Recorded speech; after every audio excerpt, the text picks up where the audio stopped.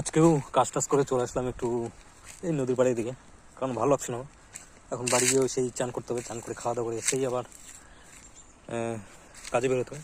আর হ্যাঁ, এই চশমাটা মানে পরে থাকি, এবার অন্য কিছু তোমরা ভেবো না, কারণ হচ্ছে আমি ওয়েল্ডিংয়ের কাজ করি, এই কারণে এই চশমাটা পরা, মানে ছোটোবেলা থেকে কাজটা করি, তো এই রোদের একটু সমস্যা হয়, এই কারণেই সবসময় চশমাটা আমার থাকে আর কি। যাই হোক, এখানে একটু আসলাম। চা গাছগুলো দেখো, চা গাছগুলো মানে কেটে ফেলেছে, এটা আবার হবে। চা গাছগুলো পাশে নদী আছে,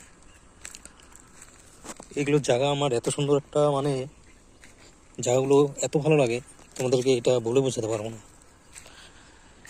পাশে নদী আছে, মাছ ধরছে, ঠিক আছে।